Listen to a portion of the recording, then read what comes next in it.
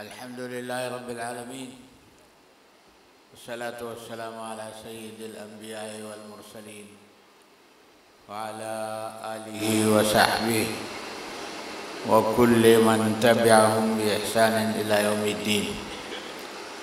अम्मा बअदु फ़अऊज़ु बिल्लाहि मिनश शैतानिर रजीम। बिस्मिल्लाहिर रहमानिर रहीम। अलिफ लाम मीम ज़ालिकल किताबु ला रैब फ़ीह। सदक़ल्लाहु मौलानल अज़ीम। हज़रात उलमाए किराम, मुअज़्ज़ज़ हाज़िरीन और मेरे अज़ीज़ खुशनसीब तलबा साथियों, अस्सलामु अलैकुम व रहमतुल्लाहि व बरकातुहू।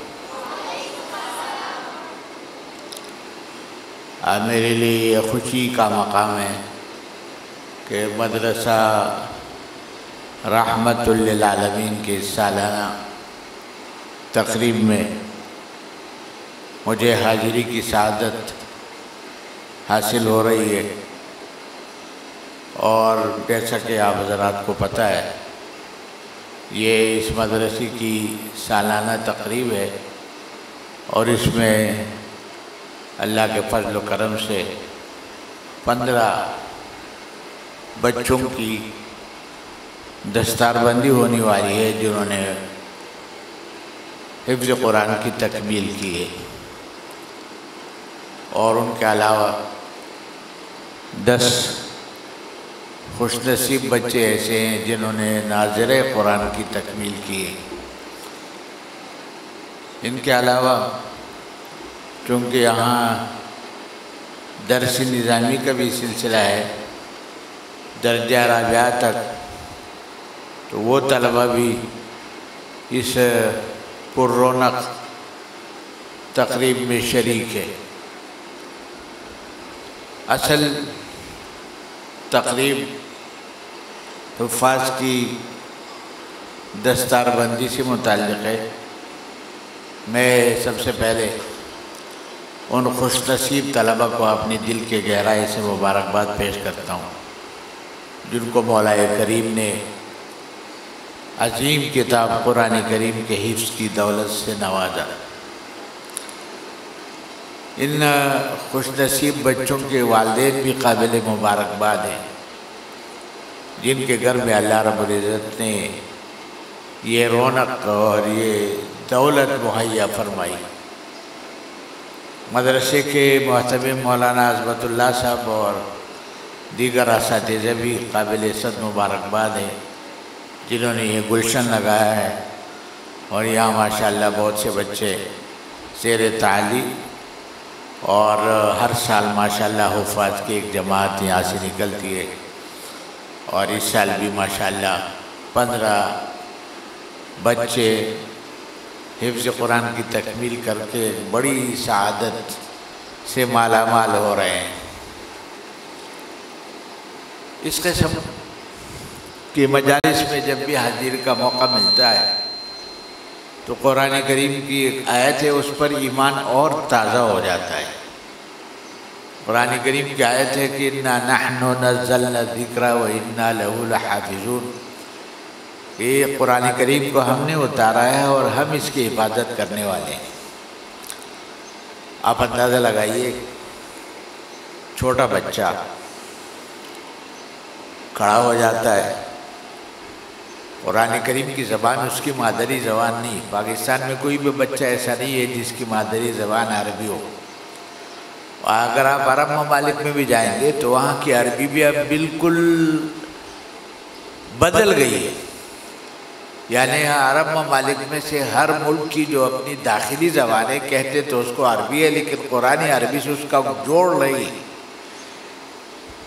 सऊदी अरब की ज़बान अलग है, मिस्र की अलग है, तुनिस की अलग है, लीबिया की अलग है, शाम की अलग है, यहाँ तक कि इमारात की अलग है। अगर आपको जाने का मौका मिले और आप सलीस और फसी अरबी से आप आगाह हो तो आपको पता चलेगा कि ज़बान का क्या हशर कर दिया इन लोगों ने। कुरान करीम की ज़बान ठोस अरबी ज़बान है, और ज़ाहिर है कि जैसा मैंने अर्ज़ किया, पाकिस्तान के किसी भी इलाके में कोई बच्चा ऐसा नहीं है जिसकी मादरी ज़बान कुरान करीम की ज़बान, लेकिन ये अल्लाह रब्बुल इज़्ज़त का निज़ाम है। क्योंकि अल्लाह ने ये ऐलान किया है कि हमने इस कुरान को उतारा है और हम इसकी हिफाजत करने वाले हैं। तो इसकी हिफाजत का ये तरीक़ा है कि हमारे मुल्क में महल्ला महल्ला, क़रिया क़रिया, बस्ती बस्ती अल्लाह के फज़ल व करम से इस तरह के मदारिस, छोटे छोटे मदारिस कायम है, और जहाँ बच्चे कुछ ही दिनों में हिफ्ज़ कुरान की दौलत से सरशार होते हैं। ये इंसानी अक़ल में आने वाली बात नहीं है। इतनी मोटी किताब जो बच्चे की मादरी ज़बान की भी रही है, एक छोटा बच्चा खड़ा हो जाता है और ज़्यादा से ज़्यादा 3 साल लगते हैं पूरा कुरान करीम उसकी सीने में महफूज हो जाता है। जबकि हालात भी ऐसे हैं कि हिफ्ज़ कुरान हासिल करने वालों को ये मुआशरा जो है ये कोई ज़्यादा अच्छी नज़र से नहीं देखते। ऐसे बच्चे पे कोई के सर पे कोई ताज नहीं रखा जाता, ना उसकी सीने पे कोई तमगा सजाया जाता है, बल्कि और उसको तरह तरह के ताने मिलते हैं। लेकिन जो कि अल्लाह रब्बुल इज़्ज़त ने अपनी इस किताब की हिफाजत का ज़िम्मा लिया है, इसलिए इन नामुसाइद हालात के बावजूद अल्लाह के फज़ल व करम से हमारे मुल्क में चप्पे चप्पे पे मदारिस कायम है, और जहाँ हिफ्ज़ कुरान का माशाअल्लाह है काम पूरे ज़ोर शोर से और पूरे ज़ौक़ व शौक़ से हो रहा है। मैं अर्ज़ कर रहा था कि आसान काम नहीं है। छोटा बच्चा खड़ा हो जाता है और ज़्यादा से ज़्यादा 3 साल में कुरान करीम का हाफिज़ बनता है। ये कुरान करीम का मौजज़ा है।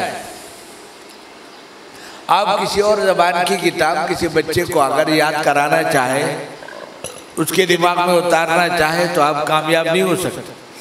और अगर आपने मुख्तलिफ हरबे इख्तियार करके कुछ कोशिश की, तो बच्चा अगर उस किताब का हाफिज़ बना तो जहनी तौर पर वो माऊफ हो जाएगा, सेहतमंद नहीं रहेगा। लेकिन कुरान करीम का मौजज़ा है कि जो बच्चा कुरान करीम का हाफिज़ बनता है उसका दिमाग और रोशन हो जाता है, उसकी मेमोरी और स्ट्रांग हो जाती है, और उसकी क़ुव्वत हाफिज़ मजबूत हो जाती है। यह अल्लाह रब्बुल इज़्ज़त का अजीब व गरीब निज़ाम है। और ज़्यादा से ज़्यादा 3 साल लगते हैं, जबकि मैंने ऐसे बेशुमार बच्चों को देखा है कि 1 साल में उन्होंने पूरा कुरान शरीफ हिफ्ज़ किया। और ऐसे बच्चों को मैं जानता हूँ कि 7 साल का बच्चा था और 6 महीने में पूरे कुरान करीम का हाफिज़ बना। मैंने ख़ुद उसका इम्तिहान लिया, उसके कहीं गलती नहीं आई। ये अल्लाह रब्बुल इज़्ज़त का निज़ाम है। इन्ना नहनु नज़्ज़लना ज़िक्रा व इन्ना लहु लहाफ़िज़ून।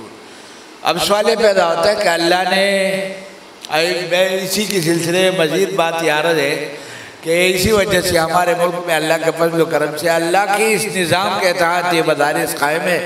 इन्ना नहनु नज़्ज़लना ज़िक्रा व इन्ना लहु लहाफ़िज़ून। और आपको शायद सुन के ताज्जुब भी होगा और खुशी भी होगी कि हर साल हमारे इस मुल्क में तकरीबन 80,000 बच्चे हाफिज़ बनते हैं। 80 से लेके 90,000 बच्चे हर साल हाफिज़ बनते हैं, जिनमें 15,000 तादाद बच्चियों की है।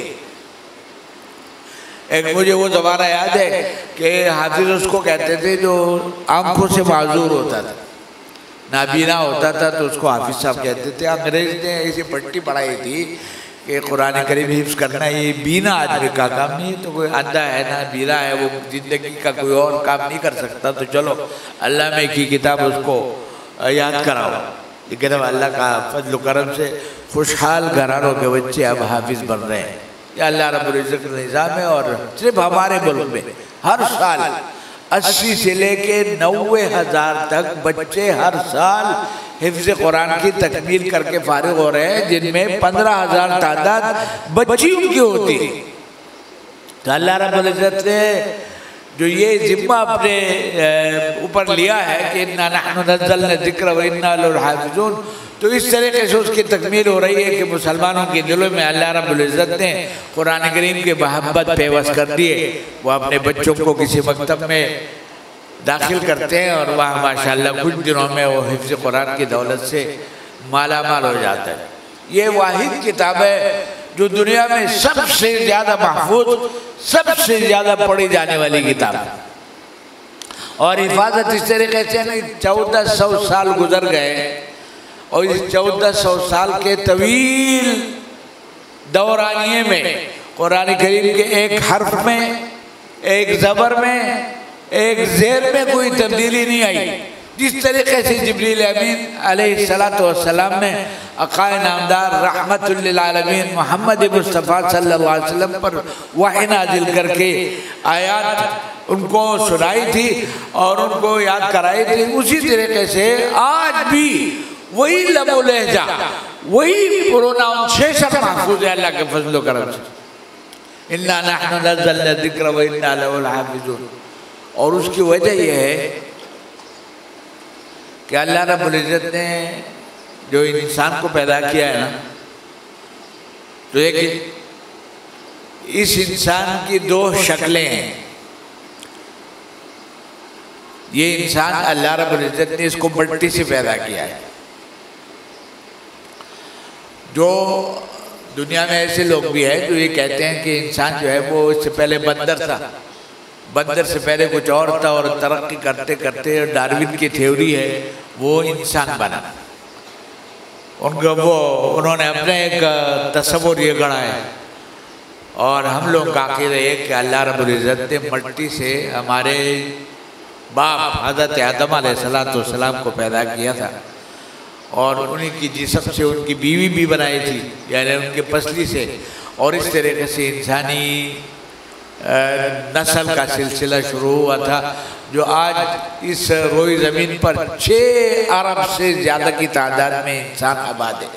यह हज़रत आदम अलैहिस्सलाम की औलाद है। तो डार्विन की थ्योरी वाले हो या इस्लाम का अक़ीदा हो, दोनों की बात यह है कि इंसान मट्टी से बना है। अल्लाह ने इंसान को मट्टी से बनाया तो उसकी सारी ज़रूरियात भी मट्टी से, यानी इंसान को खुराक की ज़रूरत है, खाने पीने की ज़रूरत है, तो वो खाने पीने की अशिया भी ज़मीन से होती है। इंसान को पानी की ज़रूरत है तो वो पानी भी ज़मीन से निकलता है, वो चाहे समंदर की शक्ल में हो, जिस शक्ल में भी हो। इंसान को इलाज मुआलजे की ज़रूरत है तो इलाज और मुआलजे का जो बुनियादी मटेरियल है वो भी ज़मीन से निकलता है। इंसान को लिबास की ज़रूरत है, सतर पोशी की ज़रूरत है, तो उसका निज़ाम भी अल्लाह रब्बुल इज़्ज़त ने मट्टी से किया है। कपास की फसल होती है और इस तरह से हम कपड़े पहन लेते हैं, तो ये अल्लाह रब्बुल इज़्ज़त का अजीब व गरीब निज़ाम है। इंसान मट्टी से बना है, उसकी सारी ज़रूरियात मट्टी से पैदा हो रही, लेकिन इंसान तनहा गोश्त पोस्ट का नाम नहीं है।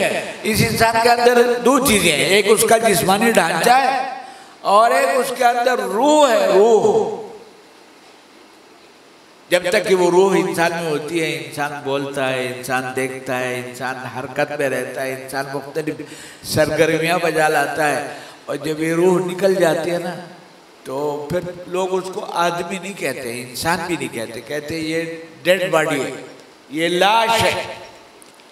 ये कोई नहीं कहता कि ये मर्द है या औरत है, ये बच्चा है या बूढ़ा है, और ये नहीं कहता ये इंसान है। लोग कहते हैं कि ये लाश है, ये डेड बॉडी है। तो रूह की वजह से इंसान दो चीज़ों का मजबूआ है, एक जिस्मानी ढांचा और एक रूह। जिस तरह इंसान की जिस्मानी ढांचे की ज़रूरियात है, खाना है, पीना है, पहनना है, ओढ़ना है, और इसी तरीके से सर छुपाना है, इलाज मुआलजा है, और इन सब चीज़ों का इंतज़ाम अल्लाह रब्बुल इज़्ज़त ने मट्टी से किया है। इंसान के अंदर जो रूह आती है वो आसमान से आती है। आज तक कोई माई कालाल ये नहीं बता सका कि रूह क्या चीज़ है। यानी साइंस ने इतनी तरक्की की है और हर इंसान जो है वो इस हद तक पहुंच गया है कि बाल की खाल निकाल सकता है, लेकिन रूह के बारे में इंसान अगर 50,000 साल पहले बिल्कुल बेखबर था तो आज इस टेक्नोलॉजी के दौर में भी बिल्कुल बेखबर है कि रूह क्या चीज़ है, कैसे आती है जिस्म में और कैसे निकलती है। अकाई नामदार सरवर कौनैन सल्लल्लाहु अलैहि वसल्लम से भी कुफ्फार ने सवाल किया था, सल्लल्लाहु कहा रूह, क्या आप ये बताइए कि रूह क्या चीज़ है। तो कुरान करीम की आयत नाज़िल हुई, कुल रूह मिन अम्रि रब्बी वमा ऊतीतुम मिनल इल्मि इल्ला कलीला। काबिल से कही है कि रूह जो है ना ये मेरे रब का राज है और तुम्हें तुम्हारी ज़रूरत का थोड़ा सा इल्म दिया गया है। तुम्हें अल्लाह ने हमदान नहीं बनाया कि हर चीज़ का इल्म तुम्हें हासिल हो। इस कायनात की कितनी वसाअतें हैं, बहुत सारी चीज़ें ऐसी है कि तुम इनका इल्म नहीं रखते। अल्लाह की मसलहत नहीं है कि तुम हर चीज़ तक पहुँच सको और हर चीज़ की फ़िलासफ़ी मालूम कर सको। तो ये रूह जो है ये सिर्फ अल्लाह रब्बुल इज़्ज़त का राज है। और इस तरह जिस्म की ज़रूरत, इसी तरह जो रूह जिस्म की बुनियाद है उसकी भी ज़रूरियात है। वो रूह सेहतमंद भी होती है, वो रूह बीमार भी होती है, वो रूह पाकीज़ा भी होती है, वो रूह जो है वो नजिस भी होती है। उस रूह का इंतज़ाम अल्लाह रब्बुल इज़्ज़त ने आसमानी तालीमात से किया है। जिस्म मिट्टी से बना है, जिस्म की सारी ज़रूरियात का इंतज़ाम अल्लाह ने ज़मीन से किया है, मिट्टी से किया है। और इसके अंदर जो रूह है वो आसमान से आई है और उसका इंतज़ाम आसमानी वही के ज़रिए से अल्लाह रब्बुल इज़्ज़त ने किया। हज़रत आदम अलैहिस्सलाम पर वही आई, फिर हज़रत नूह पर आई, मुख्तलिफ अंबिया पर वही नाजिल होती रही। सहाइफ की शक्ल में 4 बड़ी बड़ी किताबें हैं, तौरात है, ज़बूर है, इंजील है, कुरान करीम है। ये सब आसमानी वही के मुख्तलिफ शक्लें हैं। लेकिन इससे पहले की किताबें जो है वो महफूज नहीं रह सकी। आज हमारे पास बाइबल है लेकिन ये दावा कोई नहीं कर सकता कि ये बाइबल असली आसमानी किताब है। अब अगर मुख्तलिफ सालों के मुख्तलिफ एडिशनों को देखेंगे तो आपको बाइबल में ज़मीन और आसमान का फ़र्क नज़र आएगा। इसलिए कि बाइबल, इंजील, तौरात, ज़बूर की हिफाजत का अल्लाह ने कोई ज़िम्मा नहीं लिया था, कुरान करीम की हिफाजत का अल्लाह ने ज़िम्मा लिया है। इन्ना नहनु नज़्ज़लना ज़िक्र व इन्ना लहु हाफ़िज़ून। कि रूह को जिला देने का, रूह को पाकीज़ा करने का, रूह को सेहतमंद रखने का एक नुस्खा कीमिया है। और जिस तरह तुम्हें अपनी जिस्मानी सेहत और जिस्मानी बका की फिक्र है, इसी तरह रूह की भी फिक्र करो। रूह अगर तरोताज़ा होगी, रूह अगर पाकीज़ा होगी, रूह अगर साफ सुथरी होगी तो अल्लाह का कुर्ब हासिल होगा।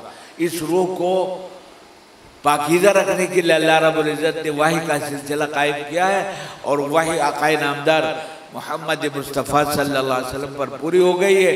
कुरान करीम की शक्ल में आप इस दुनिया से तशरीफ़ ले गए, नबूवत भी आप पर ख़त्म हो गई, लेकिन जो आसमानी तालीमात कुरान करीम की शक्ल में अल्लाह रब्बुल इज़्ज़त ने क़यामत तक उसकी हिफाजत का जिम्मा लिया है। चुनांचे हर साल माशाअल्लाह ये 80,000 से ज़्यादा बच्चे हाफिज़ बन रहे और जो नाज़रे पढ़ने वाले उनकी तो कोई शुमार ही नहीं, उनकी तो कोई तादाद नहीं। यह अल्लाह रब्बुल इज़्ज़त का अजीब व गरीब निज़ाम है कि ये कुरान करीम जो है ना हमारी ज़िंदगी का एक दस्तूर है। लोगों में मगरिब जो यूरोपीय असरात है, मगरबी असरात है, मीडिया है, मीडिया से ये तासुर मिलता है कि जो हमारा इस्लाम है ये एक मज़हब है और मज़हब का मतलब ये होता है कि वो ज़िंदगी का एक पोर्शन है, ज़िंदगी का एक शोबा है। ऐसा क्रिश्चियन लोग इतवार के दिन चर्च में जाते हैं, हिंदू लोग भी किसी दिन चले जाते हैं, सिख लोग भी किसी दिन अपने वो गुरुद्वारे में चले जाते हैं। वो पूरी ज़िंदगी का निज़ाम नहीं है, वो एक शोबा है मज़हब उनकी ज़िंदगी का। हमारा दीन रिलीजन नहीं है, हमारा दीन इस माने में मज़हब नहीं है, हमारा दीन पूरी ज़िंदगी का दस्तूर हयात है। हमारी ज़िंदगी में इबादत भी है, हमारी ज़िंदगी में मामलात ट्रांजैक्शन के लिए भी तालीमात है, हमारी ज़िंदगी में ईमानियात के लिए भी तालीमात है, हमारी ज़िंदगी में मुआशरत के लिए, सिविल एटिकेट्स के लिए भी तालीमात है, हमारी ज़िंदगी में जिस्म के लिए भी तालीमात है और हमारी ज़िंदगी में हमारे क़ल्ब के लिए, हमारे दिली एहसासात और जज्बात के लिए, दिल की दुनिया के लिए भी तालीमात है। हमारा दीन एक मुफस्सल निज़ाम हयात है। एक मुसलमान शब रोज़ के जिस हिस्से में जहाँ होता है उस पर कुरान करीम के 7 अहकाम में से कोई ना कोई हुक्म जारी हो रहा होता है। कुरान करीम के कुल 7 अहकाम हैं। कोई इंसान जहाँ हो, जिस जगह हो, जिस वक्त हो, जिस सरगर्मी भी हो, वो इस्लाम के 7 अहकाम में से किसी हुक्म से निकल नहीं सकता। 7 अहकाम में से कोई ना कोई हुक्म वो फॉलो कर रहा होता है, उसको पर कोई ना कोई हुक्म जारी होता है। अगर वो नमाज पढ़ रहा है तो फर्ज अदा कर रहा है। बाद मामला आते हैं जो फर्ज से कम के दर्जे के हैं तो वाजिब होते हैं। वितर की नमाज वाजिब है, ईद की नमाज वाजिब है, वाजिब अदा कर रहा होता है। वालिदैन की खिदमत वाजिब है, वालिदैन की खिदमत कर रहा होता है। किसी भूखी को जो भूख की वजह से मरने के करीब, वो खिलाना वाजिब है तो वो फर्ज अदा, वो वाजिब और फर्ज अदा कर रहा होता है।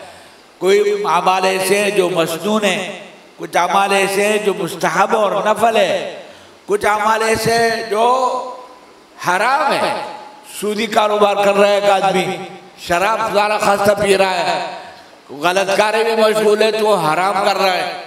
कुछ काम ऐसे जो मकरूह है, मकरूह कर रहा होता है, और कुछ काम ऐसे हैं जो मुबाह कहलाते हैं, यानी उसमें अपने ज़ात के एतबार से न सवाब है न गुनाह है, अलबत्ता नियत की वजह से उसको सवाब या गुनाह में तब्दील किया जा सकता है। खाना पीना है, अगर भूख ज़्यादा नहीं लगी हुई है तो खाना पीना ये मुबाह है। भूख ज़्यादा है और जान का खतरा है तो फिर तो खाना फर्ज हो जाता है। इसलिए को खुदकुशी और भूख हड़ताल की हमारी शरीयत में कोई इजाज़त नहीं है, लेकिन अगर ये चीज़ ज़्यादा तलब नहीं है तो खाना खाना ये मुबाह है। अलबत्ता खाने की नियत, अगर खाना खाने में ये नियत हो कि खाना खाएंगे तो हमारी तवानाई, हमारी एनर्जी बाकी रहेगी और हम अपने शरई और मुआशरती फ़राइज़ अच्छे अंदाज में अदा कर सकेंगे, तो ये खाना इबादत बन जाता है। और अगर कुछ गलत नियत है और खाना जो है वो हलाल का नहीं है तो खाना हराम हो जाता है, वो मुबाह नहीं रहता। तो गरज है कि इंसान ज़िंदगी की किसी भी मरहले में इस्लाम के किसी हुक्म से अलग थलग ज़िंदगी नहीं गुजार सकता। तो इसलिए हमारा जो ये इस्लाम है ये रिलीजन के बारे में नहीं है, ये पूरा निज़ाम हयात है, ये दस्तूरी ज़िंदगी है। और इस दस्तूरी ज़िंदगी का निसाब क्या है? कुरान करीम, इसका सलेबस है कुरान करीम, जो हमारी रूह की भी ग़िज़ा है और हमारी नजात का वाहिद ज़रिया है। तो अल्लाह रब्बुल इज़्ज़त ने इस कुरान करीम की हिफाजत का ज़िम्मा इसलिए लिया है कि ये कुरान करीम जो है ये क़यामत तक के लिए इंसान के वास्ते ये दस्तूरी ज़िंदगी है, ये निज़ाम हयात है। इसकी रोशनी में अगर इंसान ज़िंदगी गुजारेगा तो दुनिया भी उसकी अच्छी गुजरेगी और आखिरत भी उसकी दुरुस्त होगी। और उसने हट के अपने अकल के घोड़े दौड़ा दौड़ा के ज़िंदगी का और रुख इख्तियार कर लिया तो ज़ाहिर है कि दुनिया में भी तरह तरह के मसाइल का शिकार होगा और आखिरत की भी खोटी होगी, उसकी आखिरत भी उसकी ख़राब होगी। तो ये कुरान करीम जो है ये एक नुस्ख़े कीमिया है, ये हमारे दीन का एक बुनियादी सुतून है, ये एक निज़ाम ज़िंदगी है, ये एक दस्तूर हयात है। हमने कुरान करीम के साथ बदकिस्मती से मामला किया हुआ है कि कुरान करीम हमारे घरों में ताक़ों में महफूज रहता है और उसको उठाने के मौक़े 2 वक्त हम तलाश करते हैं। खुदा न खास्ता किसी घर से जब जनाजा उठता है ना तो हम कहते हैं कुरान करीम उठाओ और कुरान ख़वानी करो और इस तरीके से वह के मय्यत को सवाब पहुँचाओ। एक ये, और दूसरी अगर कोई किसी परेशानी में मुब्तला हो जाए तो साहब कुरान करीम से कोई तावीज़ लिखो और गले में डालो। ये 2 मकसद हमने कुरान करीम के रख रखे हैं। ये 2 मकसद भी कुरान करीम के हैं और उनसे फ़ायदा उठाया जा सकता है, लेकिन कुरान करीम अल्लाह ने इसलिए नहीं उतारा कि इसको तुम इसाले सवाब के लिए कुरान ख़वानी के लिए इस्तेमाल करो और इसको किसी तावीज़ गड्ढे के तौर पर इस्तेमाल करो। कुरान करीम अल्लाह ने इसलिए उतारा कि इसमें इसकी रोशनी में ज़िंदगी गुजारो। हर वक्त तुम्हें कुरान करीम की तालीमात पर अमल पैरा होना चाहिए। मुसलमान हर जगह मुसलमान होता है, वो तरह मस्जिद में मुसलमान नहीं होता। एक हिंदू सिर्फ मंदिर में मुसलमान होता है, वो अपने शॉपिंग सेंटर में अपनी दुकान में मुसलमान नहीं होता। एक क्रिश्चियन अपने चर्च में क्रिश्चियन होता है लेकिन अपने घर में वो क्रिश्चियन नहीं होता। मुसलमान हर जगह मुसलमान होता है, यानी उसको अपने इस्लाम का, अपनी दीनी तालीमात का, अपने कुरानी अहकाम का मजहर होना चाहिए।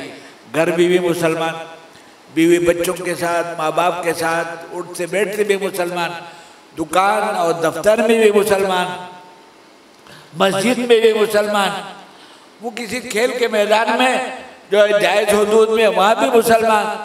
गरज है कि ज़िंदगी का कोई मरहला ऐसा नहीं होता जहाँ मुसलमान मुसलमान नजर ना आए।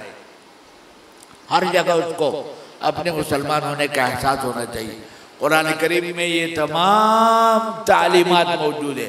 कुरान करीम की जो हिफाजत का अल्लाह ने जिम्मा लिया है, इसीलिए कि ये एक निज़ाम ज़िंदगी है। कुरान करीम में सब कुछ है। कुरान करीम में जहाँ देखो नमाज, रोजे, हज, ज़कात का क्या हकाम है। नमाज के लिए कितनी छोटी सी आयत है कि अक़ीमुस्सलात, लेकिन ट्रांजैक्शन के लिए, लेन देन के लिए, मुआमलात के लिए कुरान करीम की जो आयत है वो पूरी पेज की, पूरी सफ़ी की।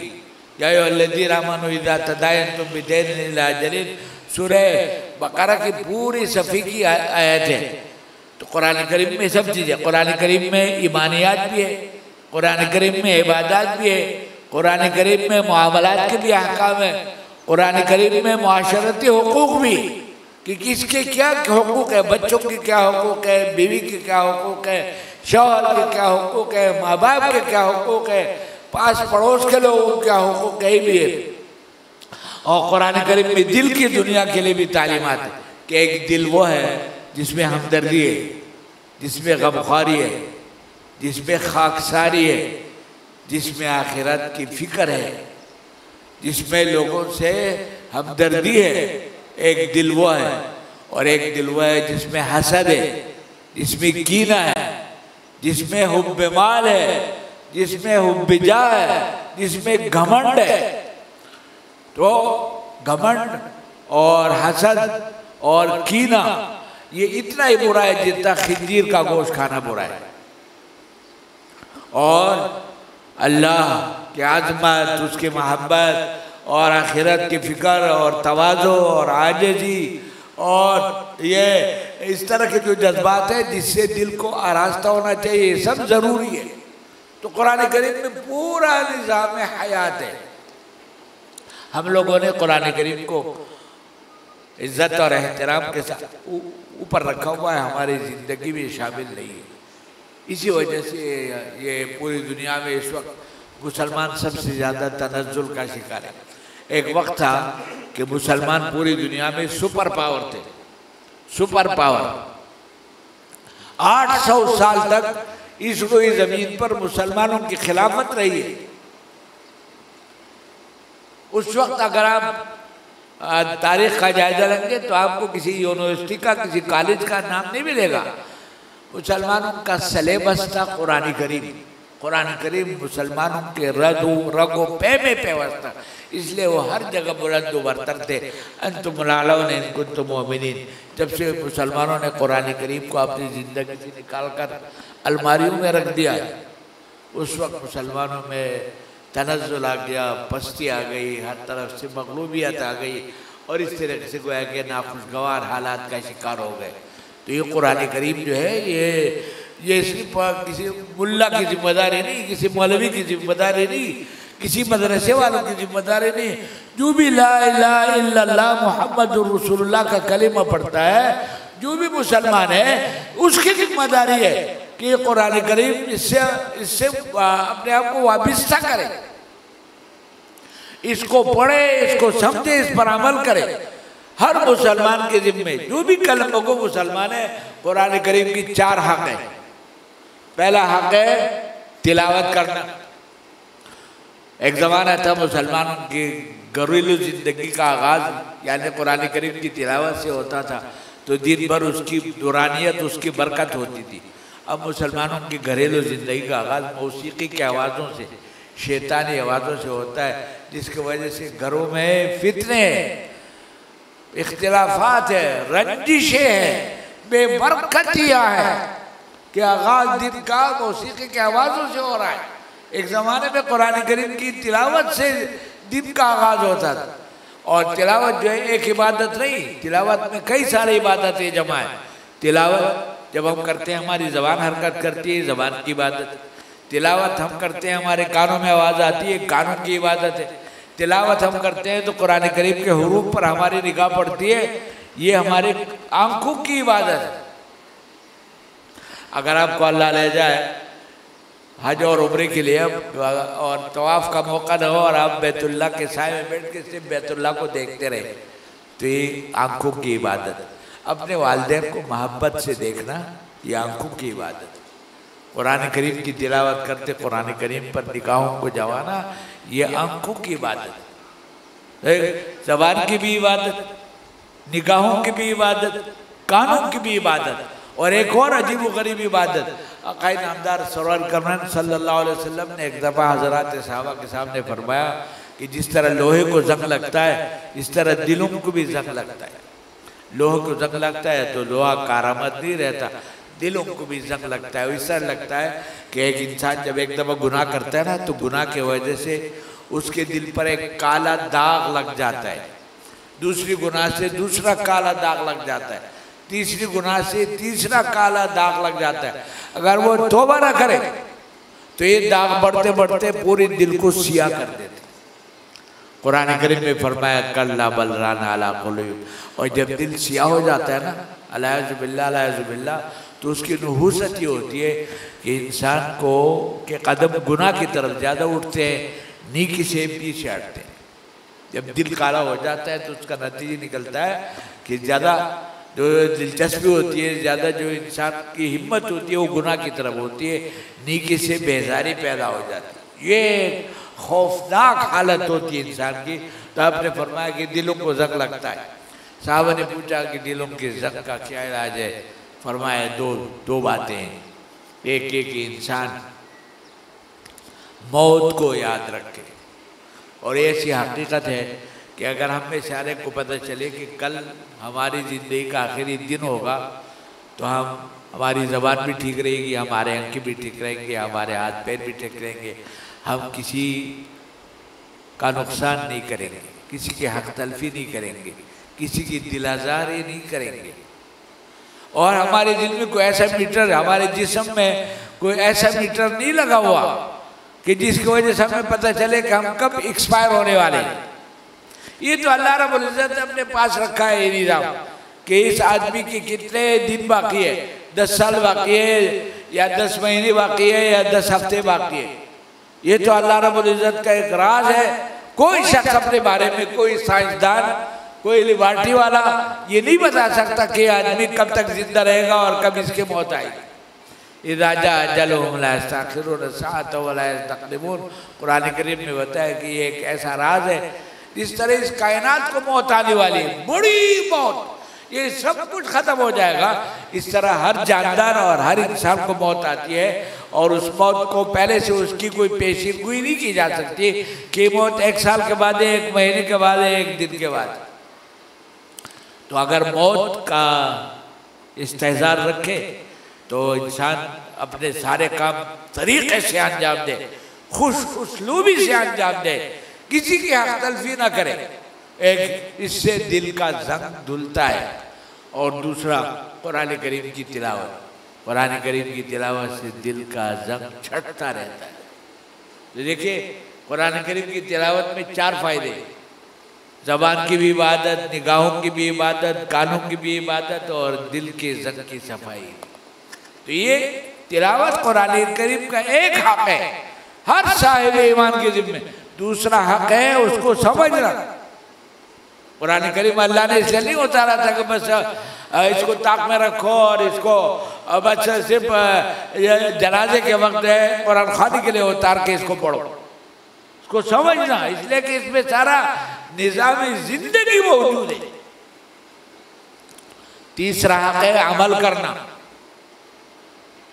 और चौथा हक है दुनिया वालों को इसकी दावत दे, दुनिया वालों को इसकी दावत। ये जैसे मैंने अर्ज किया ना, ये किसी मदरसे वालों का ठेका नहीं है, न किसी मस्जिद वालों का।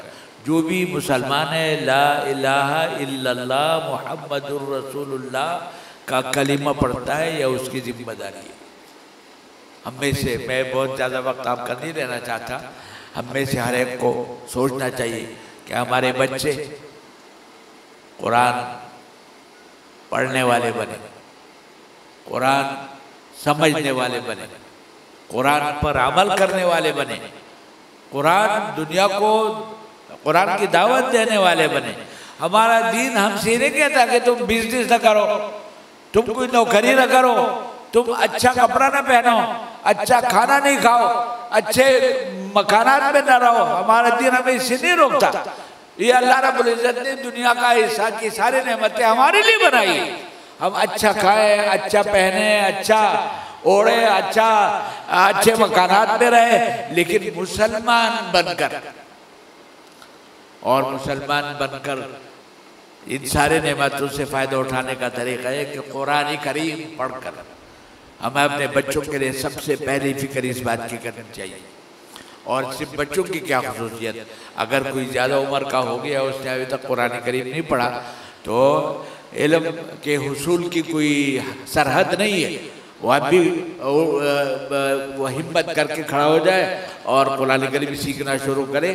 कुछ दिनों में नूरानी कायदा सही तरीके से पढ़ ले, 29 हुरूफ है उनको सही तरीके से याद करे, नूरानी कायदा पढ़ ले, तो नाज़िरे में उसकी ज़बान रवान हो जाएगी। हिफ्ज़ अगर न भी कर सके तो कम से कम तिलावत के लिए नाज़िरा पढ़ा हुआ होना, ये तो एक मुसलमान की बुनियादी जिम्मेदारी है। और ये मदारिस अल्लाह के फज़ल करम से इस खिदमत के लिए अपने आप को वक़्फ़ करते हैं। ये मदारिस चलाना कोई खेल नहीं है, कोई ऐसा काम नहीं। असातिज़ा लोहे के चने चबा चबा के इन मदारिस को बाबाद रखते हैं और इन तलबा के ऊपर मेहनत करते हैं, ये ताकि ये बच्चे कुरान करीम के हामिल बने और इनकी ज़िंदगियों में कुरान आ जाए और इनकी ज़िंदगियों में सही इस्लाम आ जाए, ताकि इस्लाम भी बाकी रहे। हम दूसरी चीज़ों के लिए बड़ी मेहनत करते हैं।